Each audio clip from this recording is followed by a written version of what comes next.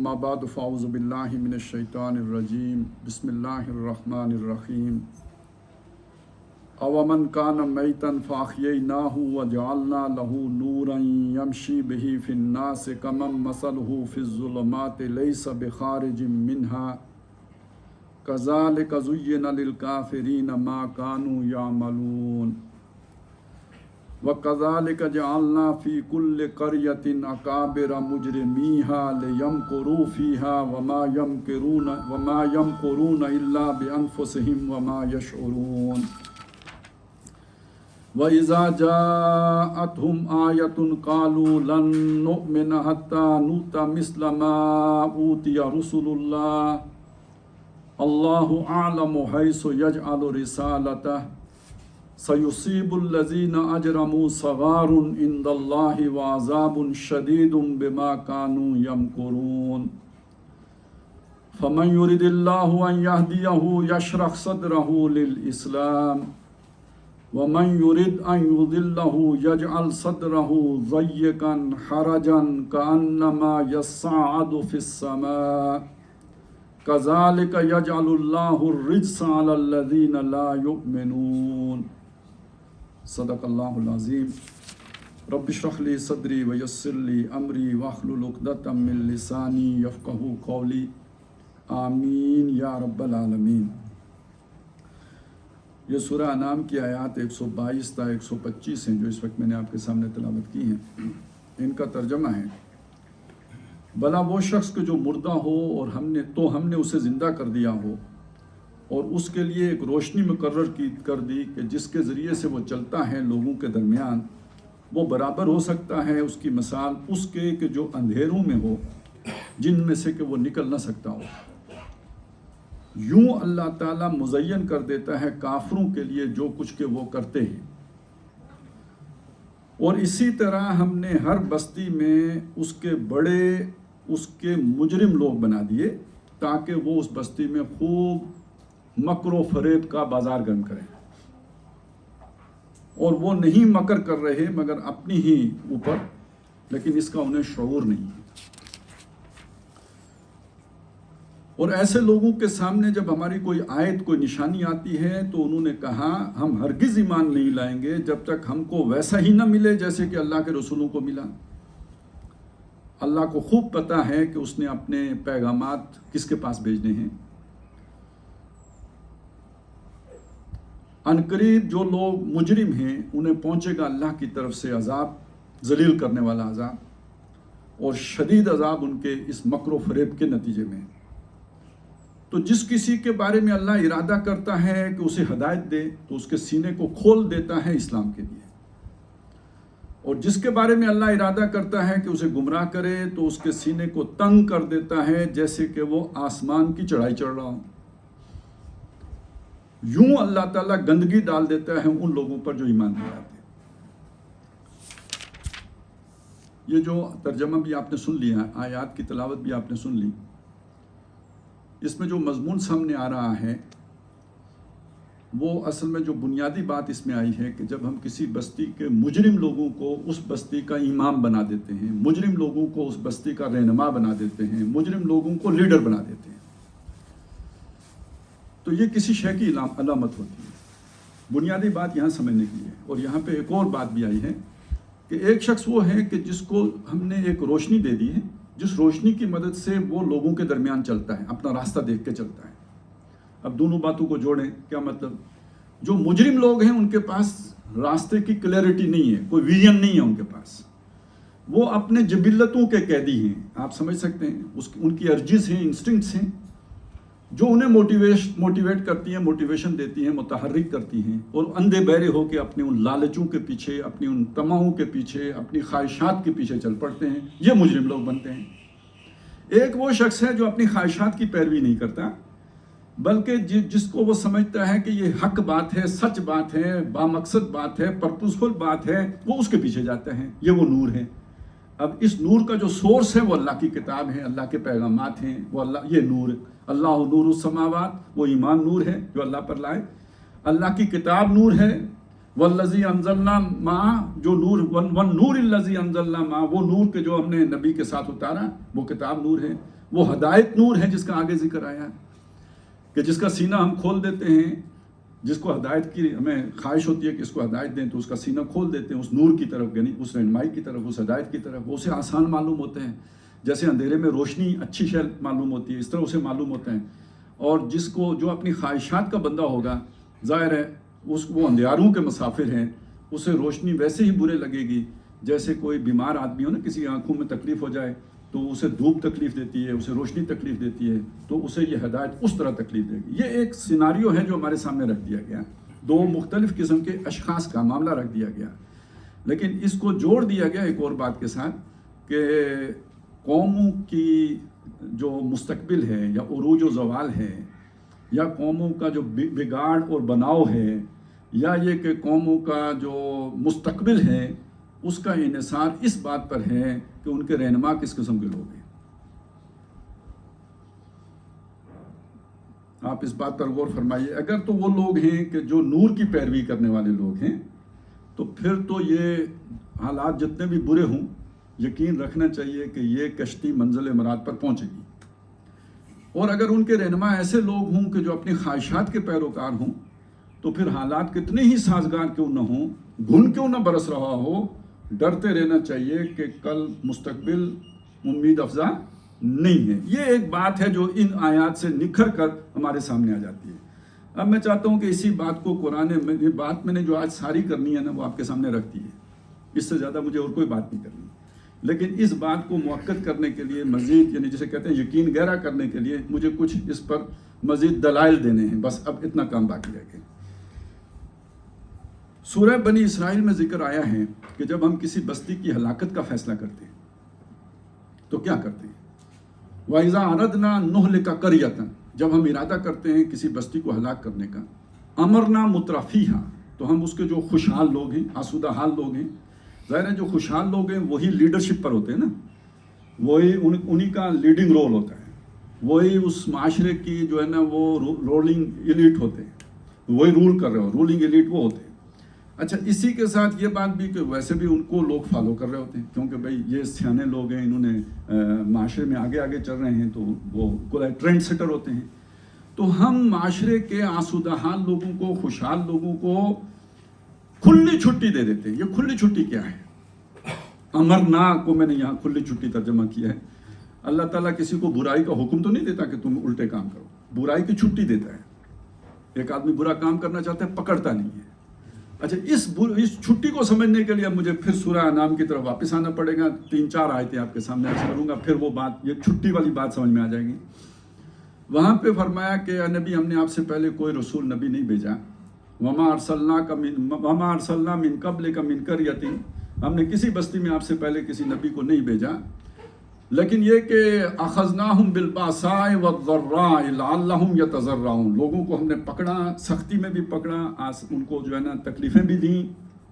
کیوں؟ تاکہ وہ گڑ گڑائیں، اللہ کی طرف متوجہ ہوں. یہ دیکھیں نا، ہمارے حالات ہیں، خوشحال زندگی بسر ہو رہی ہے، آدمی نہیں سوچتا. اچانک زلزلہ آ جائے، کدھر ذہن جائے گا؟ بھئی کیوں ہوا؟ اچھا بھلا تھے تو یہ غلط بات کیوں ہو گئی، یعنی ہمارے اعتبار سے جو غلط بات ہو گئی ہے. اچھا، کوئی معاشی تنگی آ گئی، کاروبار میں نقصان ہو گیا، آدمی سوچے گا یا نہیں سوچے گا؟ اگر تھوڑا سا بھی اللہ سے تعلق ہے تو سوچے گا یار کیا غلطی کی جس کے نتیجے میں یہ ہو گیا. تو وَأَخَذْنَاهُمْ بِالْبَاسَاءِ وَالضَّرَّاءِ لَعَلَّهُمْ يَتَضَرَّعُونَ.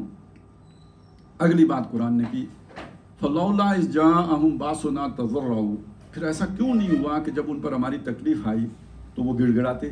یعنی اب آپ ذرا تھوڑا سا تاریخ کے تناظر میں دیکھیں نا، کہ ہمیں ایک قوم کا تو خوب پتہ ہے، تفصیل سے پتہ ہے کہ وہ ہیں آل فرعون. موسیٰ علیہ السلام کو اللہ تعالیٰ نے 9 بڑی نشانیاں عطا کی. وَلَقَدْ آتَيْنَا مُوسَىٰ 9 آیَاتٍ بَيِّنَاتٍ، اور یہ اس بڑے عذاب سے پہلے تھی. وہ اس میں خون کی بارش ہوئی ہے، اس میں طوفان آئے ہیں، ٹڈی دل آئے ہیں، بہت اور مطلب اس طرح کی غیر معمولی چیزیں، واقعات پیش آئے ہیں. اسی میں حضرت موسیٰ علیہ السلام کا وہ عصا بھی تھا، اسی میں ید بیضا بھی تھا. یہ 9 نشانیاں موسیٰ علیہ السلام کو دی گئیں. لیکن جب فرعون لوگ نہیں مانے تو پھر آخری کام ان کے ساتھ کیا گیا کہ غرق کر دیے گئے. فَأَغْرَقْنَاهُمْ أَجْمَعِينَ، سب کے سب غرق کر دیے. لیکن یہ 9 نشانیاں دکھانے کے بعد کیا. اور جب وہ ان پر بعض جگہوں پہ قرآن نے اس کی تصریح کی ہے، جب ان پر وہ مشکل وقت آتا تھا، یعنی وہ 9 نشانیوں والوں میں سے کوئی طوفان یا کوئی بھی آتا تھا، وہ کہتے تھے موسیٰ یہ تکلیف ہٹا دے ہم نیک ہو جائیں گے، اور جب وہ تکلیف ہٹا دی جاتی تھی وہ نیک ہونے کے بجائے پھر وہی کام شروع کر دیتے تھے جو پہلے کر رہے تھے، واپس اسی پہ جا کے کھڑے ہو جاتے تھے. تو تکلیف میں تو اللہ کو پکارتے تھے، لیکن تکلیف دور ہو جاتی تھی تو وہ جسے ہم کہتے ہیں جتھے نہیں کھوتی ہوتی جا کھلوتی، واپس وہی کام شروع کر دیتے. یہ ان کی روش رہی. پھر اللہ نے وہ بڑا عذاب بھیجا.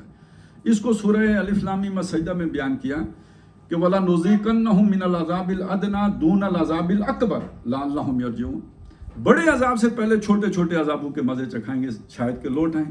اچھا یہاں اس سورہ انعام میں اس کی وضاحت کر دی کہ یہ چھوٹے عذاب آتے رہتے ہیں، چھوٹی تکلیفیں آتی رہتی ہیں جب تک کہ اللہ تعالیٰ اس قوم سے بالکل مایوس نہ ہو جائے کہ یا بالکل جو ہے نا وہ ماننے کے لیے تیار نہیں ہے. تو اب اگلی آیت میں اس کا ذکر آیا، بلکہ وہاں پہ یہ بھی ہے کہ شیطان نے ان کے برے کام ان کے لیے مزین کر دیے تھے. فَلَوْلَا إِذْ جَاءَهُمْ بَأْسُنَا تَضَرَّعُوا وَلَٰكِنْ قَسَتْ قُلُوبُهُمْ. ان کے دل سخت ہو چکے تھے. وَزَيَّنَ لَهُمُ الشَّيْطَانُ مَا كَانُوا يَعْمَلُونَ. اور شیطان نے ان کے اعمال ان کے لیے مزین کر دیے تھے، یعنی وہ انہیں بہت بھاتے تھے. جن کاموں جن کرتوتوں میں لگے ہوئے تھے وہ سمجھتے تھے بہت دلکش کام ہے، اٹریکٹیو ہیں، بڑے اچھے کام ہیں، ہم تو بنا رہے ہیں. وہ یہ نہیں سمجھ رہے تھے کہ ہم بگاڑ رہے ہیں. اور دل کا سخت ہونے کا مطلب کیا ہے کہ آپ پر تکلیف بھی آئی، خدا یاد نہیں آیا. اس کا مطلب دل بالکل سخت ہو گئے. تو فلما نسوا ما ذکروا بہ، تو جن چیزوں کے ذریعے سے انہیں سمجھایا گیا جب اس کو وہ بھول گئے، وہی مانا پھر یو ٹرن لے لیا، مانا پھر پیچھے ہٹ گئے.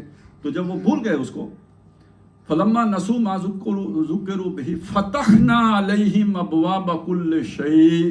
اب ہم نے ان پر ہر طرح کے نعمتوں کے دروازے وا کر دیے. خوب عیاشی کرو. یہ ہے اصل میں کھلا کھانے کو دے دیا، عیاشی کا سامان دے دیا، وافر دے دیا. یہ ہے امرنا مترفیہا. یعنی اللہ نہ دیتا تو آپ اپنے ارمان کیسے نکالتے ہیں؟ بہت آسان سی بات ہے نا کہ میں ویسے تو پوٹینشلی چور ہوں لیکن میں نے زندگی میں چوری نہیں کی. کیوں نہیں کی؟ موقع ہی نہیں ملا. اب میں گلی میں جا رہا تھا، بیگ پڑا ہوا مجھے مل گیا، تو اس کے بعد اب پتہ چلے گا کہ ایمان صاحب کتنے ہیں اور کتنے نہیں ہیں. جب تک موقع ہی نہیں تھا تو کیا ایمان کا امتحان ہی نہیں تھا. تو اسی طرح میرے ارمان میرے اندر کتنے کچھ ہیں. میں تو بہت نیک آدمی ہوں کیونکہ تنخواہ 18,000 ہے. تو اب میں کیا ہے عیاشی، کس ہوٹل میں جا کے ٹھہروں گا اور کس جزیرے کی سیر کو جاؤں گا اور کہاں جا کے ارمان نکالوں گا. غالب کے نہیں نکلے تو میرے کیسے پورے نکلیں گے؟ ہزاروں خواہشیں ایسی کہ ہر خواہش پہ دم نکلے، بہت نکلے میرے ارمان، مگر پھر بھی کم نکلے. تو غالب کے کم نکلے، آم کھا کھا کے بھی، تو میرے کیسے پورے نکل سکتے ہیں؟ لیکن اب جب مجھے اللہ دولت دے دے، کہیں چھپر پھاڑ کے دے دے، اب میں سمجھوں گا کیا بڑا احسان ہوا ہے، بڑا کرم کیا اللہ نے. دیکھیں نا، میں تو اتنا سال میں نے صبر کیا تو اچانک چھپر پھاڑ کے اللہ نے مجھے دے دیا. اور اس کے بعد پھر میری حرکتیں بتائیں گی کہ بھائی یہ کرم ہوا ہے یا یہ کہ اللہ تعالیٰ نے مجھے چھٹی دی ہے گندے کام کرنے کی. اگر اس کے بعد مجھ میں شکر گزاری آتی ہے تو اس کا مطلب یہ ہے کہ کرم ہوا ہے. اور اگر اس کے بعد میری جو ہے نا طغیانی میں اضافہ ہو جاتا ہے تو اس کا بالکل یہ مطلب نہیں ہے کہ کرم پہلے تھا، جب اللہ تعالیٰ مجھے نہیں دے رہا تھا گویا اس نے مجھے بچا کے رکھا ہوا تھا. اب اللہ تعالیٰ مجھ سے ناراض ہو گیا ہے اور اس نے مجھے یہ کھلی چھٹی دے دی ہے کہ خوب بچہ عیاشی مارو. تاکہ اب عیاشی یہ ایک ایسی بات ہو گئی کہ جیسے تھانے دار کو پتہ لگ گیا کہ یہ بندہ منشیات فروش ہے، لیکن وہ اسے ثبوت رنگے ہاتھوں پکڑنا چاہتے ہیں، تو وہ اب اسے کھلی چھٹی دے گا کہ بھئی یہ جب تھیلا لے کے آ رہا ہوگا تو تھیلے سمیت پکڑوں گا. اب یہ چھٹی، یہ والی چھٹی ہے جو اللہ نے دی ہے کہ جاؤ بیٹا عیاشی کرو. تمہارے اب اعمال میں یہ سارا کچھ لکھا جائے گا، لکھا جائے گا، لکھا جائے گا، یہاں تک فائل مکمل ہو جائے گی، پھر چھاپا پڑے گا. اس سے پہلے ہم ابھی تمہیں نہیں پکڑیں گے. یہ ہے بڑا عذاب، یہ آئے گا وہ سخت عذاب بعد میں. اور میں نے ذرا صرف وضاحت میں اس کی کر رہا تھا کہ چھٹی دینے کا مطلب اصل میں یہ ہے فلما نسوا ما ذکروا بہ فتحنا علیہم ابواب کل شیء حتی اذا فرحوا بما اوتوا. یہاں تک کہ جب اترانے لگے اس پر جو انہیں ملا تھا، اخذناہم بغتۃ، تو ہم نے اچانک پکڑ لیا ان کو. اب وہ میں نے جو آپ کے سامنے نقشہ تھانے دار والا کھینچا ہے تو یہ الفاظ اب بالکل آپ کو تصویر کشی کرتے ہوئے معلوم ہوں گے. اخذناہم بغتۃ فاذا ہم مبلسون. تو وہ مبلس مایوس کو ابلیس بھی اسی سے بنا ہے. آپ یوں سمجھے کہ جو ڈپریشن کی ایکسٹریم لیول ہو سکتا ہے نا، یہ وہ مبلسون ہے. جیسے وہ پہلے وہ تھا نا، وہ فرحون اترا رہے تھے، پھولے نہیں سما رہے تھے، وہ جیسے بندہ جوبن پہ ہوتا ہے، اپنی اٹھان پہ ہوتا ہے، وہ کیفیت، اور جیسے انگارے پہ پانی ڈالیں تو سڑوں کر کے ایک دم بجھ جاتا ہے، یہ مبلسون کی کیفیت، بالکل بجھ گئے اور ڈپریسڈ ہو کے بیٹھ گئے. فَقُطِعَ دَابِرُ الْقَوْمِ الَّذِينَ ظَلَمُوا، اب جڑ کاٹ دی اللہ نے ظالموں کی قوم کی. والحمدللہ رب العالمین. اب یہ دیکھیے الحمدللہ یہاں کیسے جڑ گیا، گند صاف ہوا ہے.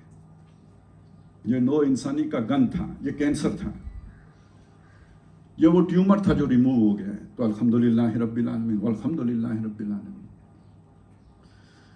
اب آ جائیں واپس، اب وہ آیا نا مجرمین کو اقتدار دینے کا مطلب، پھر یہ انجام یہ ہے جی. اب اس کے برعکس ایک آیت ہے الف لام میم السجدہ ہی میں، وہاں ذکر ہے کہ اللہ تعالیٰ نے موسیٰ علیہ السلام کو تورات دی اور یہ کہ اسے جو ہے نا بنی اسرائیل کے لیے ہدایت بنایا. وَجَعَلْنَا مِنْهُمْ أَئِمَّةً يَهْدُونَ بِأَمْرِنَا، اور موسیٰ علیہ السلام کے بعد ان کے اندر ایسے امام رکھے، یہاں امام بمانا لیڈرز، ایسے لیڈر پیدا کیے جو لوگوں کے درمیان فیصلے کرتے تھے، رہنمائی دیتے تھے، انہیں ڈائریکشنز دیتے تھے ہمارے اس ہدایت کے مطابق جو ہم نے انہیں دے رکھی تھی. لما صبرو، جب خود صبر کرنے والے تھے.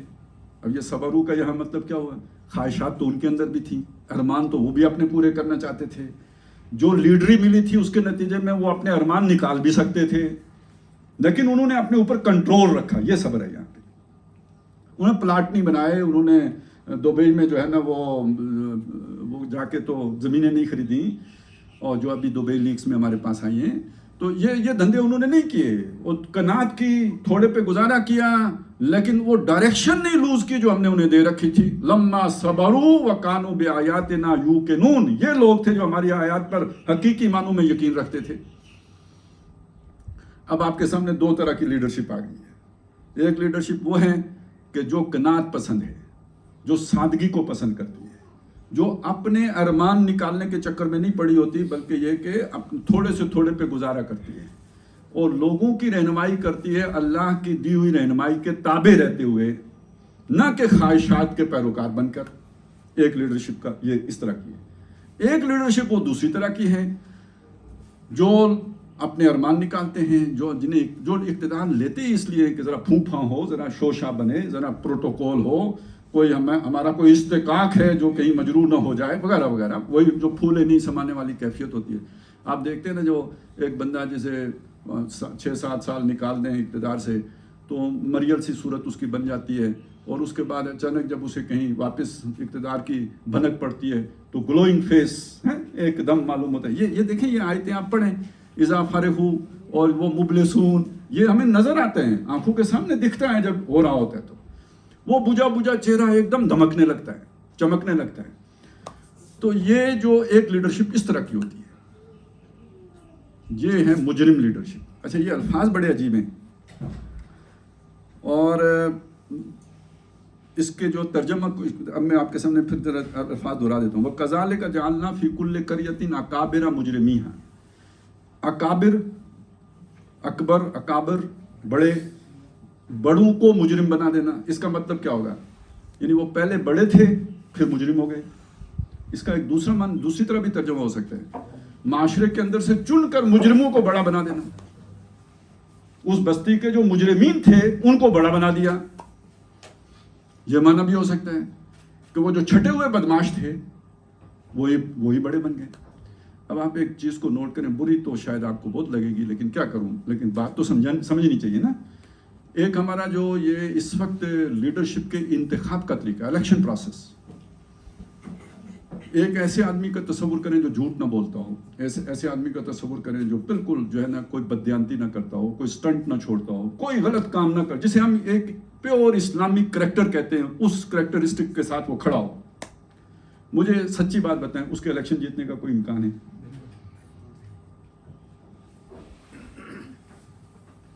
مطلب مجھے بھی سوچنا پڑے گا کہ میں اسے ووٹ دوں یا نہ دوں، کیونکہ کل میں نے کام کرنا ہے. سادہ بندہ، یہ تو دکاندار، وہ کیا تھانے دار سے بندہ نہیں چھوڑا سکتا، یہ کیسے کام کر کے دے رہا ہے مجھے. اور اس کے مقابلے میں جو ہم کہتے ہیں نا چالو بندہ، اور جیسے جھوٹ بولنے میں بھی کوئی شرم نہ ہو، کوئی باک نہ ہو، وعدہ کر کے مکر جانے میں بھی کوئی حیا نہ ہو، ہر الٹا کام، ہر اسے ہم فنکار بندہ کہتے ہیں نا. تو کون آگے جائے گا؟ کون جیتے گا؟ جو پہلے اس پروسیس کو سمجھیں. اچھا ذرا تھوڑا سا ادھر سے شفٹ کریں. یہ تو چلے ہو گئے معاشرے کے جس طرح کے بھی لوگ ادھر سے نکل کے جاتے ہیں، آپ کو پتہ ہی ہے. بہت پہلے جی، اب تو خیر زمانہ بہت ایڈوانس ہو گیا ہے. ایک زمانہ پہلے جو ہے نا، وہ شورش کاشمیری نے کہا تھا کہ میرے ملک کی سیاست کا حال مت پوچھ، گر گئی ہو طوائف جیسے تماش بینوں میں.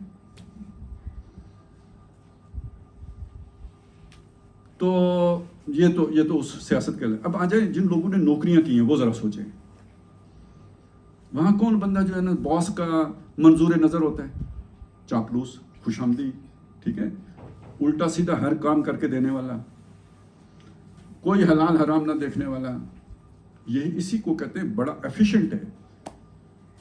اور وہ جو ایماندار ہو، جو کوئی غلط کام کرنے کے لیے تیار نہ ہو، وہ پورے دفتر کے لیے مصیبت خانہ ہے. انہیں کوئی کام بھی کرنا ہوگا تو وہ کہیں گے میاں جی نماز کا ٹائم ہوا کھڑا ہے، تسی نماز نہیں پڑھنے جانا. بھئی یہ تو نکلے کہ تاکہ ہم اپنا دھندا پورا کریں. وہ تو مصیبت ہے، ہر جگہ مصیبت ہے. نے دیکھا ہے اکثر، وہ آپ کو بھی شاید تجربہ ہوا ہو کہ کہیں گاڑی روک لے نا آپ کی پولیس والے، وہ دیکھیں اندر داڑھی والا مولوی بیٹھا ہے، کہتے ٹھیک ہے جان دو جی جان دو، کیونکہ انہوں نے دوسروں کے ساتھ ڈیلنگ کرنی ہوتی. یہ نہیں کہ آپ کی عزت کر رہے ہیں، یا آپ یہ نہ سمجھیں یہ عزت کی خاطر نہیں ہوتا کہ جی مولوی صاحب آئے ہیں تو ان کو جو ہے احترام ملنا چاہیے. وہ یہ ہوتا ہے انہیں پھٹا پانا ہے، اس کو جانے دو. اور یہ جو جن کے ساتھ ہم نیگوسیشن کر رہے ہیں وہ چیز تو آگے بڑھے نا، تو اس نے جا کے وہ بھی خراب کرنی ہے. تو یہ ہمارا ماحول ہے، یہ ہمارا معاشرہ ہے، یہ ہمارا جو ہے نا وہ یہ آپ میں زیادہ ڈاکٹر حضرات بھی ہیں. ایک آدمی آپ کو سمجھ بھی ہے کہ بھائی اس کو اینٹی بائیوٹک کی ضرورت نہیں ہے، آپ اگر اسے نہیں دیتے وہ کہے گا یہ ڈاکٹر بیکار ڈاکٹر. آپ اسے کہیں جاؤ پھل کھاؤ، دوائی نہ کھاؤ، آپ جو ہے نا اپنی خوراک بہتر کرو، وہ کہے گا یہ ڈاکٹر ہی نہیں ہے. لہذا ہمارے تو پرانے جو ڈاکٹر ہوتے تھے نا، انہوں نے ایک ٹیکہ ویسے ہی کوئی پانی ٹائپ رنگ ڈال کے رکھا ہوتا تھا، اس کے بغیر اطمینان ہی نہیں آتا تھا مریض کو کہ بھائی یہ میرا علاج بھی ہوا ہے. تو یہ ہے سارا ہمارے معاشرے کا تانا بانا جس پر ہم کھڑے ہیں. یہ مجھے بتائیں نا، یہ پھر اس میں سے سروائیول آف دا فٹسٹ کے اصول کے مطابق نیک بندہ چھن کے اوپر آئے گا یا بدماش آدمی اوپر جائے گا؟ تو اب اس کی روشنی میں دیکھیں مستقبل کیا بنتا ہے.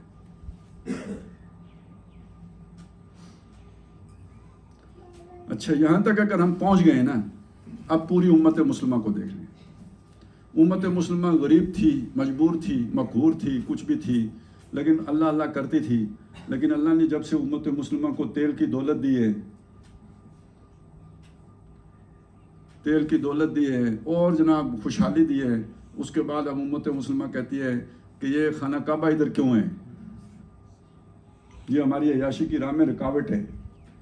یہ ہمیں لوگوں نے خود بتایا کہ وہ کسی نے کہا یار اللہ نے بڑا تم پہ احسان کیا ہے، یہاں پہ اللہ کا گھر ہے، انہوں نے کہا اٹھا کے اپنے ملک لے جاؤ اس کو، اللہ کے گھر کو، یہ ادھر مصیبت خانہ ہے. تو یہ بات زبان پر کیوں آئی؟ اگر وہ پیسہ نہ آیا ہوتا، بدو ہوتے پرانے والے، تو یہ بات کبھی زبان پہ نہیں آنی تھی. یہ بات اسی لیے اللہ نے جب کھلایا، کھانے کو کھلا دیا تو اندر کا گند باہر آ گیا. اور آج دنیا کی اس زمین کے اوپر نا، اگر کوئی بیوقوف کریکٹر دنیا نے دکھانا ہو نا، جیسے فلموں میں دکھاتے ہیں نا، کوئی پاگل بندہ، دولت مند، احمق، تو کس کا کریکٹر دکھاتے ہیں؟ عربوں کا. احمق دولت مند کا کریکٹر اگر دکھانا ہو تو عرب کا دکھاتے ہیں. یہ ہے اس وقت دنیا میں ہمارے جو ہے نا وہ شناخت یا ہماری پہچان یا عربوں کی پہچان. اب آ جائیں اپنے ملک کی طرف.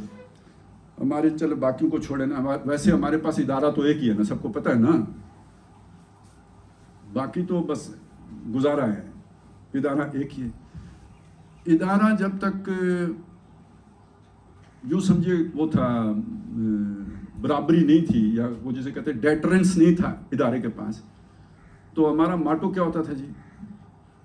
ایمان تا جہاد تا تنظیم تا پتہ نہیں، یعنی بہت خوبصورت الفاظ کے ساتھ ہمارا ماٹو سامنے آتا تھا. جب سے ہم نے اللہ کے فضل و کرم سے وہ جو چھپر پھاڑ کے، جیسے کسی کو اللہ نے دولت دی ہو، تو اللہ نے ہمیں چھپر پھاڑ کے ایٹم بم دے دیا، میزائل ٹیکنالوجی دے دی. اس کے بعد دشمن میں جرت ہی نہیں ہے ہماری طرف میلی آنکھ سے دیکھ سکے. لہذا اب ہمارا ماٹو کیا ہے؟ وہ تو جہاد واد تو اب یو ٹرن نا. یو ٹرن کیا تھا؟ کس چیز سے یو ٹرن تھا؟ انہی چیزوں سے یو ٹرن تھا. اب اللہ رسول کی ہمیں کیا ضرورت ہے؟ اب امت مسلمہ کی ہمیں کیا ضرورت ہے؟ ایٹم بم ہے نا, تمہیں وہاں سے ہٹ کریں گے جہاں سے تمہیں پتہ بھی نہیں چلے گا. یہ اس آدمی کی کہی ہوئی باتیں ہیں جو آج آپ بھگت رہے ہیں. حادثہ ایک دم نہیں ہوتا, نسلوں کو اس سے جو ہے نا سابقہ پیش آتا ہے. تو یہ تو ابھی نسلیں تو نہیں گزری نا, ایک ہی بدماش مرا ہے, باقی اسی کے پیروکار ہیں. فلسفہ تو نہیں بدلا, وہی فلسفہ ہے جسے لے کے چل رہے ہیں. اسلام کی طرف پیش رفت نہیں ہوئی پاکستان بننے کے بعد, ٹھیک ہے نہیں ہوئی, لیکن یہ کہ پرویز مشرف کے بعد یو ٹرن ہوا ہے. پہلے اگر تھا تو وہ چھپا چھپا اندر خانے تھا, اعلانیہ نہیں تھا. پرویز مشرف کے بعد اعلانیہ ہو گیا, اور اس کے بعد جو بھی اس کے فالوورز آئے, اس کے بعد آئے, انہوں نے اس کو فالو کیا ہے, اسی رخ پر آگے بڑھے. یو ٹرن جو ہو گیا تھا اس یو ٹرن پر ہی ان کا سفر جاری رہا ہے. تو شروع میں تو امریکی ڈالر بھی آتے رہے, پھر خوشحالیاں بھی آئیں, ساتھ جو ہمیں یہ بھی سہولت مل گئی. اب آپ ذرا تقابل کریں, پاکستان بننے سے پہلے جو ہندوستان میں رہ گئے پاکستان بننے کے بعد, ان کو تو یہ عیاشی نہیں ملی. ہمارے مقابلے میں ان کے اندر اسلامی جذبہ آپ کو زیادہ نظر آئے گا. ہمیں یہ خوشحالی لڑ گئی ہے, یا یہ آزادی لڑ گئی ہے. مجموعی طور پر یہ کیفیت نہیں ہے, عوام میں اچھے لوگ بھی ہیں, یقیناً ہیں, لیکن یہ کہ لیڈرشپ کے لیول پر اگر آپ دیکھیں تو یہ کیفیت آپ کو نظر آئے گی کہ جو چنا ہوا چھٹا ہوا بدماش ہے وہ اوپر جاتا ہے, شریف آدمی اوپر نہیں جا سکتا, وہ رستے میں رک جاتے ہیں. اب جو ہمارے بڑے بڑے ادارے ہیں ان کے بارے میں بھی کہا جاتا ہے کہ جی امریکہ کی مرضی کے بغیر تو تعیناتیاں بھی نہیں ہوتی. تو آپ سوچ سکتے ہیں کہ پھر کون لوگ, مجرم لوگ ہی اوپر بن کے جائیں گے. اب انجام کیا ہوگا پھر؟ میں چلیں اس حوالے سے بھی ایک دو باتیں آپ کے سامنے رکھ دیتا ہوں. اوپر کے لیول پہ مخلص لیڈرشپ محمد الرسول اللہ صلی اللہ علیہ وسلم سے بڑھ کر تو کسی کی نہیں ہو سکتی. کیا خیال ہے, کوئی ہو سکتا ہے؟ آپ کے جو قریب ترین ساتھی ہیں ان کے خلوص اور اخلاص پر کسی کو کوئی شک و شبہ ہو سکتا ہے؟ نہیں. نیچے لیول پر کچھ منافقین ہیں, اس کا انکار نہیں کیا جا سکتا, قرآن نے جا بجا ان کا ذکر کیا ہے. اور اللہ تعالیٰ کہتا ہے کہ میں تمہاری مدد نہیں کروں گا جب تک یہ منافق چھٹ کے علیحدہ نہیں ہو جائیں گے. یہ قرآن مجید کا ایک مستقل جو ہے نا عنوان ہے. آزمائش یہی جو ہوتی ہے نا اتھل پتھل, مشکلیں اور مصیبتیں, یہ چھانٹی کے لیے بھی آتی ہیں. صحابہ کرام پر جو شروع میں مکی زندگی میں تکلیفیں آئیں, جو کسی کو دیکھتے انگاروں پہ لٹایا, کسی کو ریت پہ لٹایا, کوئی شہید کیے گئے, تو جب نبی صلی اللہ علیہ وسلم کے سامنے شکایت کی گئی تو آپ نے فرمایا کہ دیکھو جلدی نہ کرو, تم سے پہلے جو لوگ گزرے ہیں ان کو ایمان لانے کے نتیجے میں زمین میں آدھا گاڑ کے لوہے کے آروں سے چیر دیا گیا, اور انہوں نے صبر کیا.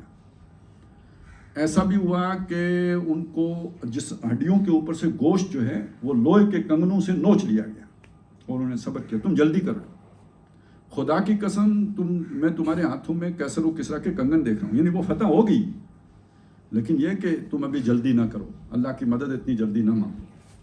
اسی پہ آیات بھی اتری, سورہ عنکبوت کی ابتدائی جو آیات ہیں, احسب الناس ان یترکوا ان یقولوا آمنا, کیا لوگ یہ سمجھے تھے کہ وہ ایمان کا دعویٰ کرنے پر ہی چھوٹ جائیں گے, وہم لا یفتنون, اور جانچے اور پرکھے اور آزمائی نہیں جائیں گے. وَلَقَدْ فَتَنَّا الَّذِينَ مِن قَبْلِهِمْ, حالانکہ ہم نے آزمایا ان کو بھی جو ان سے پہلے گزرے. کیوں آزمایا؟ فَلَيَعْلَمَنَّ اللَّهُ الَّذِينَ صَدَقُوا وَلَيَعْلَمَنَّ الْكَاذِبِينَ, تاکہ اللہ دکھا دے کہ سچے کون ہیں اور جھوٹے کون ہیں. محض ایمان کا دعویٰ کر دینے سے اللہ نہیں مانے گا, ان آزمائشوں میں سرخرو ہونے کے نتیجے میں اللہ مانے گا کہ ہاں تم سچے ہو, اور جو یو ٹرن لے گا معلوم ہو جائے گا کہ تم جھوٹے ہو. یہ آزمائش ہو گئی. یہی آزمائش ہے جس کا ذکر ہے کہ وَلَنَبْلُوَنَّكُمْ بِشَيْءٍ مِّنَ الْخَوْفِ وَالْجُوعِ وَنَقْصٍ مِّنَ الْأَمْوَالِ وَالْأَنفُسِ وَالثَّمَرَاتِ وَبَشِّرِ الصَّابِرِينَ, صبر کرنے والوں کے لیے خوشخبری ہے.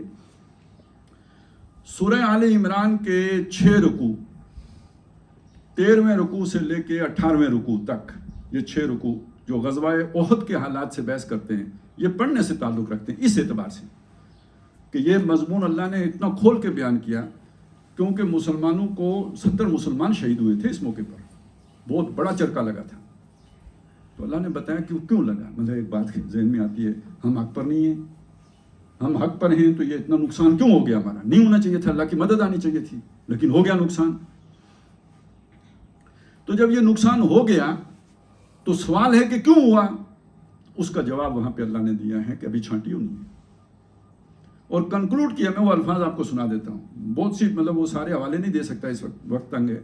आखिरी बात आपके सामने रख देता हूँ, मा कान अल्लाहु लियज़रल मुमिनीना अला मा अंतुम अलैहि, अल्लाह ऐसा नहीं है कि ईमान वालों को इस हाल पर छोड़ दे जिस पर कि तुम हो,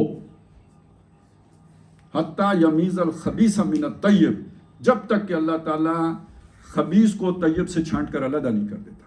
यानी अभी मिक्स हो, और यहाँ खबीस किसे कहा? मुनाफिकीन को। तय्यब किसे कहा? मोमिनीन को। तो जब तक मोमिनीन से मुनाफिकीन को छांट कर अलग नहीं कर देता, ये मिक्स नहीं रहने देगा, हक को बातिल को अलग अलग कर देगा, जब तक ये नहीं कर देता ये आजमाइश जारी रहेगी, ये चक्की चलती रहेगी, ये नहीं खत्म। मा कान अल्लाहु लियज़रल मुमिनीना अला मा अंतुम अलैहि हत्ता यमीज़ल खबीसा मिनत तय्यब। एक तरीका ये है कि जैसे अल्लाह ने कुरान उतारा, इसी तरह अल्लाह ताला वही उतार के बता दे ये मुनाफिक हैं।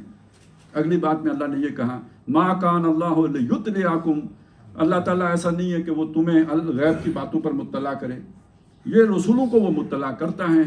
और यहाँ अल्लाह की हिकमत ये नहीं है कि वो ऊपर से पैगाम उतार कर बताए कि फलाना फलाना मुनाफिक है। ये मुनाफिक और मोमिन की छांटी जो है वो इसी आजमाइश के अमल के नतीजे में। ये सारी तफसील असल में मैंने आपके सामने ये समझाने के लिए रखी है कि इस वक्त जो दुनिया में हालात हैं क्यों हैं और इनका आखिरी नतीजा क्या निकलना है। अब एक बात समझ लीजिए कि ये जो उम्मत मुसलमा है, ये ऐसी उम्मत नहीं है कि जैसे साबका उम्मतों की जड़ अल्लाह ने काट दी तो इसकी जड़ काट दी।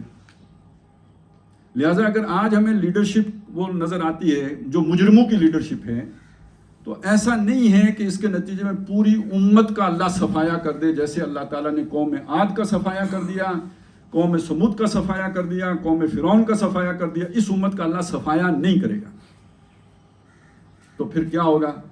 सफाया तो नहीं होना, लेकिन इस उम्मत के अंदर जो खैर का उनसर है, जो कूनों खदरों में है, सामने नहीं है, उसको सामने लाने के लिए फिर ये हालात के अंदर सख्तियाँ आएंगी। और उन सख्तियाँ आने के नतीजे में जो मुजरिमीन हैं या तो वो ख़त्म हो जाएंगे या वो भाग जाएंगे। ये भाग जाने की बात मैंने दो एतबारात से की है, एक तो हदीस है उसके एतबार से की है, और एक अम्र वाकई है जो मैं आपके सामने रखूँगा, उससे भी आपको बात समझ में आ जाएगी। हदीस में ये है कि वैसे ये कुरान की आयत भी है, वही मिन करियतिन इल्ला नहनु मुहलिकुहा क़ब्ल यौमिल क़ियामत औ मुअज़्ज़िबुहा अज़ाबन शदीदा। क़यामत से पहले ऐसी बड़ी जंग होनी है कि कोई बस्ती नहीं बचेगी मगर उसको शदीद अजाब से दो चार कर दिया जाएगा या बिल्कुल ख़त्म कर दिया जाएगा। हदीस में ये है कि सिर्फ मक्का और मदीना दो जगह ऐसी हैं जो महफूज रहेंगी, लेकिन मदीने में भी दो धमाके ऐसे होंगे कि जिसके नतीजे में जितने मुनाफिकीन हैं मदीना छोड़कर भाग जाएंगे। तो ये भाग जाने वाला जो मसला है ना, मैं यहाँ से निकाल रहा हूँ कि भाई वो भाग जाएंगे, मोमिनीन पीछे रह जाएंगे और मुनाफिकीन अलहदा हो जाएंगे। अच्छा, ये रवायात भी हैं कि क़यामत नहीं होगी जब तक कि अहले ईमान दो खेमों में नहीं बट जाएंगे। एक खेमा वो होगा कि जिसमें सवाई ईमान के कुछ नहीं होगा, और दूसरा खेमा वो होगा जिसमें सवाई निफाक के कुछ नहीं होगा। दोनों मुसलमान हैं, मुनाफिक एक तरफ चले जाएंगे और मोमिन दूसरे खेमे में चले जाएंगे। खेमे का मतलब यही, ये सब ग्रुप बन जाएंगे, दो अलग-अलग ग्रुप, छांटी हो गई। एक रवायत में यह है कि तमाम अखयार इराक शाम में जमा हो जाएंगे और तमाम अशरार शाम इराक में जमा हो जाएंगे। अब अगर वो खेमे को इधर जोड़ें तो इसका मतलब है जो नेक लोगों का खेमा होगा वो शाम में होगा, और जो बुरे लोगों का खेमा होगा मुनाफिकीन का वो इराक में होगा। ये छांटी के हवाले से चंद मैंने आपको ये सुनाई, और भागने के हवाले से भी वो बात आपको सुना दी। अब अम्र वाकई के एतबार से देखें, ये जितने मुजरिम लोग हैं इन्होंने अयाशियाँ भी की, सब कुछ किया, एक और काम भी किया, दौलत भी बनाई। दौलत संभाल के कहाँ रखी? अपने मुल्क में। تجوریوں میں کہیں کوئی تہ خانے میں نہیں، بیرون ملک آف شور کمپنیاں ہیں، ویسٹ میں رکھی، دور دراز رکھی. کیوں؟ انہیں بھی پتہ ہے کہ یہاں ہمارا مستقبل نہیں ہے، اور جب مشکل کوئی آئے گی تو جیسے شاہ ایران بھاگ گیا تھا ایسے یہ بھی سارے بھاگیں گے، یہاں نہیں رکیں گے. رک کون جائیں گے؟ ایک وہ کہ جنہیں ویزا نہیں ملے گا، کوشش بھی کریں گے تو نہیں ملے گا، جہاز سے لٹکے بھی تو گر جائیں گے، نہیں جا سکتے، جیسے ابھی آپ نے افغانستان میں دیکھا. اور ایک وہ کہ جو اپنے ارادے سے رکیں، وہ جا سکتے ہی نہیں جاتے، انہیں پتہ ہے کہ حالات خراب آ رہے ہیں، لیکن وہ کہتے ہیں کہ ہم یہاں جس مشن کے لیے کھڑے ہیں اسی کے لیے کام کرتے رہیں گے، نہیں جائیں گے کہیں. اب اس میں آپ یہ دیکھیں نا، یہ چھانٹی تو یوں ہو گئی، لیکن اس میں زیادہ اہل بندہ کون ہوگا کہ جس کے پاس جانے کا آپشن ہے لیکن اس کے باوجود مستقبل کی اس بہتر امید کی خاطر نہیں جا رہا. یہ وہ شخص ہے جس کو اللہ تعالیٰ نے وہ روشنی عطا کی. اومن کان میتن فاحییناہ، جو مردہ تھا، انہی لوگوں کی طرح سوچ و بچار کرتا تھا، لیکن اللہ تعالیٰ نے اسے زندہ کر دیا. یہ کون سی زندگی ہے؟ روحانی زندگی ہے. یہ روحانی زندگی اسے کس نے دی؟ قرآن نے دی. فاحییناہ، ہم نے اسے زندہ کر دیا. وجعلنا لہ نورا، اور اس کے لیے ہم نے ایک روشنی، قرآن کی روشنی. اب قرآن اس کا رہنما ہے. یہ ہم جو دعا کرتے ہیں نا جب قرآن ختم کرتے ہیں، اللہم انس بخشتنا فی قبورنا وارحمنا بالقرآن العظیم واجعلہ لنا اماما ونورا وہدی. تو امام لیڈر، نور روشنی، تو یہ اس کی روشنی بن گیا قرآن. یہ اسے گائیڈ کرتا ہے، گائیڈنس دیتا ہے، رہنمائی دیتا ہے، اور وہ اس کی روشنی میں چلتا ہے. یہ برابر ہو سکتا ہے اس کے جو اندھیروں میں گھسٹ رہا ہے، سیدھا نہیں چل سکتا. افمن یم، جیسے سورہ ملک میں کہا، افمن یمشی علی وجہہ اہدی امن یمشی سویا علی صراط افمن یمشی مکبا علی وجہہ اہدی امن یمشی سویا علی صراط مستقیم. ایک وہ شخص ہے منہ کے بل اوندا گھسٹ رہا ہے، ایک وہ ہے جو سیدھا چل رہا ہے. دونوں برابر ہو سکتے ہیں. اسی طرح سمجھ لیجئے کہ یہ ایک اندھیروں کا مسافر، حالات و واقعات کا قیدی. کافر کی یہ پہچان کے آفاق میں گم ہے، مومن کی یہ پہچان کے گم اس میں ہیں آفاق. یہ دو نقطہ نظر ہیں بالکل مختلف، اپوزٹ.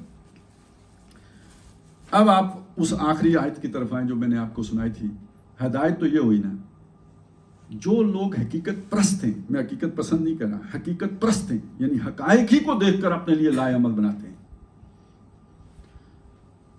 جو اس آئیڈیالوجی کو فالو نہیں کرتے بلکہ زمینی حقائق کے قیدی ہیں، ان کے سامنے جب آپ یہ بات رکھیں، آپ کے پاس گرین کارڈ ہے لیکن امریکہ کو چھوڑ دو، پاکستان میں آ کے رہو، آپ فل سٹیزن ہو امریکہ کے، مگر یہ کہ آپ کو اس مشن کی خاطر پاکستان آ کے رہنا پڑے گا، اس کا سینہ وہ پھولے گا یا مطلب جیسے آسمان پہ چڑھنا ہو اتنا مشکل لگے گا یا نہیں لگے گا؟ یار وہ تو خیر گرین کارڈ تو بہت بڑی بات ہے، وہ وہاں کی شہریت بہت بڑی بات ہے. جسے اسکالرشپ مل رہی ہو اس کو روکنا مشکل ہو جاتا ہے. اسکالرشپ کو بھی چھوڑیں، جس کو کوئی بڈھی گوری جس کو نصیب ہو جائے، مطلب وہ اسے ظاہر ہے وہ اسے بلا رہی ہے تو مطلب غلام بنا کے رکھے گی نا. کہنے کو شادی ہو رہی ہے، اصل میں تو وہ اس نے جو ہے نا وہ سارا کچھ یہ اس پہ ڈیپینڈنٹ ہوگا. وہ گوریاں بھی سیانی ہیں، وہ یہاں پہ آ کے تو حکومت کر کے گئے ہوئے ہیں گورے، تو ان کو پتہ ہے نا ان کو کیسے الو بنانا ہے. لیکن وہ پھر بھی جائے گا، وہ کہے گا کوئی نہیں، آخر گوری مر جائے گی نا، 8 سال 10 سال چلا کاٹوں گا اور اس کے بعد پھر دنیا بناؤں گا. تو وہ نہیں سمجھے گا، اس کا بھی سانس پھول جائے گا، جیسے آپ مولوی صاحب اسے آسمان پر چڑھنے کی بات سنا رہے ہیں. لیکن جس کو قرآن پر یقین ہوگا، وہ اگر وہاں بھی رہتا ہوگا نا تو اس کا دل یہ چاہے گا کہ میں جا کے کسی مسلمان ملک میں آباد ہو جاؤں. کتنا بڑا نقطہ نظر کا فرق ہے، یہ نہیں سمجھ میں آ سکتا. وہ تھوڑے دن پہلے کسی سے بات ہو رہی تھی، میں نے کہا یار بات یہ نا کہ شاہین کی باتیں کبھی بھی گدھ کو سمجھ نہیں آ سکتی. اتنی اپروچ کا فرق ہے، سوچ کا فرق ہے، نقطہ نظر کا فرق ہے، زاویہ نگاہ کا فرق ہے. اب شاہین کا فلسفہ گدھ کو کیسے سمجھ میں آئے گا؟ یہ فرق ہے ایک بندہ مومن کا اور ایک دنیا دار آدمی کا. بے شک مسلمان ہو، وہ بات اس کی پلے نہیں پڑ سکتی، کیونکہ یہ تو سارا فلسفہ ہی قربانی کا ہے. یہ تو سارا فلسفہ ہی اپنے آپ کا عرشہ ان صلاتی و نسکی و محیایا و مماتی للہ رب العالمین کا ہے. تو اب آپ ایک چیز کو سمجھ لیں کہ جو بھی واقعات ہو رہے ہیں یہ ابھی ابتدا ہے. جو فلسطین میں ہے یہ ابتدا ہے، جو کشمیر میں ہے، ہندوستان میں ہے، یہ ابھی ابتدا ہے. کوئی مسلمان ملک اس چکی کے لپیٹے میں آنے سے بچے گا نہیں، سب اس کے لپیٹے میں آئیں گے. اور اس کا نتیجہ کیا نکلے گا؟ کہیں کہیں گھن کے ساتھ جو ہے گھیوں کے ساتھ گھن بھی پیسے گا. لیکن آخر کار وہ جو وَلَقَدْ كَتَبْنَا فِي الزَّبُورِ مِن بَعْدِ الذِّكْرِ أَنَّ الْأَرْضَ يَرِثُهَا عِبَادِيَ الصَّالِحُونَ. وہ صالحون بندے چھٹ کے آئیں گے، چھانٹی ہوگی ان کی، اور یہ زمین کی لیڈرشپ اللہ ان کو دے گا. اور یہ مجرمین جو 1000 سال سے دنیا پر مسلط ہیں، جن میں سے 600 سال ہمارے اپنے ہیں. یہ انگریزوں کو اور اقوام غیر کو تو 400 سال ہی ہوا ہے نا، اس سے پہلے کے 600 سال ہمارے اپنے ہیں. ہم نے بھی دنیا کو کوئی خیر نہیں دی ہے، یہی ظلم پہنچایا ہے ان 600 سالوں میں. وہ دور اور تھا جو پہلا دور تھا. اب آپ کیا، مغلوں نے کیا آ کے یہاں اسلام کی خدمت کی ہے؟ اگر کی ہوتی تو ہندو جو ہے وہ ہندو رہتے. کیا اسلام کے اندر اتنی اٹریکشن نہیں ہے کہ لوگ اسلام کی طرف کھینچے چلے آئیں؟ انہوں نے ہندو عورتوں سے شادیاں ضرور کی ہیں، اسلام کی تو کوئی خدمت نہیں کی. اسی لیے کہتے ہیں یہاں جو اسلام پھیلا بھی تو وہ تو صوفیہ کے ذریعے سے پھیلا. بادشاہوں نے کیا کوشش کی؟ زیادہ سے زیادہ ان کو پروٹیکشن دے دی صوفیہ کو، اس سے زیادہ تو کوئی اسلام کی خدمت کا کام نہیں کیا. تو یہ سمجھ لیجئے کہ یہ اب اس کی کوئی سزا بھی ملنی ہے، اور اسی سزا کے ان لوگوں کے لیے سزا ہو جائے گی جو مجرم طبیعت کے لوگ ہیں. اور جن لوگوں کے اندر اللہ تعالیٰ نے وہ خیر کا مادہ رکھا ہے ان کے لیے آزمائش ہوگی، تو ان کو اونچا اڑانے کا باعث بنے گی. تندی باد مخالف سے نہ گھبرا ہے وہ کعب، یہ تو چلتی ہے تجھے اونچا اڑانے کے لیے. تو یہ ان چند آیات کے ذریعے سے میں نے چاہا کہ یہ مضمون ہمارے سامنے آ جائے، کیونکہ آگے آنے والے جو حالات ہیں وہ کوئی خوشکن نہیں ہیں. بظاہر بہت مایوسی جو ہے نا وہ ہمیں گھیر لے گی، لیکن یہ کہ اس کے اندر یہ امید بھی موجود ہے کہ یہ سارا کا سارا اس چھانٹی کے لیے ہو رہا ہے. اور یہ جو آزمائش آئی ہے یہ ہمارے اپنی اس غلطی کے نتیجے میں آئی ہے. اس میں دوسروں کی غلطی نہیں ہے، دوسروں کو اللہ نے مسلط اس لیے کیا کہ ہم نے غلطی کی ہے. وہ سورہ شورى میں آتا ہے وَمَا أَصَابَكُم مِّن مُّصِيبَةٍ فَبِمَا كَسَبَتْ أَيْدِيكُمْ وَيَعْفُو عَن كَثِيرٍ. کوئی مصیبت تم پر نہیں آتی مگر تمہارے ہاتھوں کے اعمال کی وجہ سے آتی ہے، اور بہت ساری ہم معاف بھی کرتے رہتے ہیں. یہ جو سورہ حامیم الف لام میم السجدہ کی دو آیتیں میں نے آپ کو سنائی ہیں، ان کے درمیان بھی دو آیتیں ہیں. وہ ایک وہ تھی نا وَلَنُذِيقَنَّهُم مِّنَ الْعَذَابِ الْأَدْنَىٰ دُونَ الْعَذَابِ الْأَكْبَرِ لَعَلَّهُمْ يَرْجِعُونَ. اور اس کے بعد وَلَقَدْ آتَيْنَا مُوسَى الْكِتَابَ، اس کے درمیان ایک آیت ہے کہ وَمَنْ أَظْلَمُ مِمَّنْ ذُكِّرَ بِآيَاتِ رَبِّهِ ثُمَّ أَعْرَضَ عَنْهَا. اس سے بڑا مجرم کون ہے، اس سے بڑا ظالم کون ہے، اس سے بڑا گنہگار کون ہے جس کو سمجھایا گیا ہو اس کے رب کی آیات کے ذریعے سے اور وہ پھر بھی اعراض کر گیا، کنی کترا گیا، پہلو تہی کر گیا. اِنَّا مِنَ الْمُجْرِمِينَ مُنْتَقِمُونَ. ایسے مجرموں سے ہم لازماً انتقام لیں گے. اب آپ ذرا یہ تو آیت ہے نا، اب ذرا اس کو انطباق کریں. اللہ تعالیٰ نے قرآن کی آیات کے ذریعے سے امریکیوں کو سمجھایا ہے، برطانیہ والوں کو سمجھایا ہے. کس کو سمجھایا ہے؟ کون پڑھتا ہے قرآن؟ کون بچپن ہی سے سیکھتا ہے قرآن؟ کس کو اللہ نے مسلمانوں کے کلمہ پڑھنے والوں کے گھروں میں پیدا کیا ہے؟ وہ یہ مسلمان ہیں نا، یہ سیکھتے ہیں قرآن. اور ان کا عمل بھی جن کو اللہ نے نہیں سکھایا ان جیسا ہو تو ان سے بڑا ظالم کون ہے؟ تو اللہ کی نگاہ کا پھر سب سے بڑا مجرم کون ہوا؟ اور کیوں مجرم بنے؟ دنیا کے ارمان، دنیا کی خواہشات، یہی زمینی حقائق، اس کو نہیں چھوڑنا. کیریئر بنانا ہے، پروفیشن میں شائن کرنا ہے، ایکسل کرنا ہے. ظل سعیہم فی الحیات الدنیا وہم یحسبون انہم یحسنون صنعا. یہ مجرم. تو اب روز حساب آ گیا پھر سر پہ. اور یہ بھی نعمت، غنیمت کہ اگر اسی غلط فہمی میں مر جاتے تو پھر یہ روزے جہاں پہ غلطی کا ازالے کا کوئی امکان نہیں تھا وہاں جا کے آنکھ کھلتی. یہاں اگر کھل رہی ہے، موقع دیا اللہ نے، اب بھی اگر آنکھ کھول لیں تو غنیمت ہے یا نہیں؟ اللہ کی عنایت ہے یا نہیں؟ اللہ کی مہربانی ہے یا نہیں؟ ٹھیک ہے تھوڑی درگت بن جائے لیکن اگر سمجھ آ جائے تو کہتے ہیں وہ کبڑے کو لات راس آ گئی تو یہ لات ہمیں راس آ جائے گی. بس اللہ تعالیٰ ہمیں یہ نقطہ نظر اس طرح سوچنے کی توفیق عطا فرما دیں تو یہ بھی بہت بڑی نعمت ہے. بارک اللہ لی و لکم فی القرآن العظیم و نفعنی و ایاکم بالآیات و ذکر الحکیم.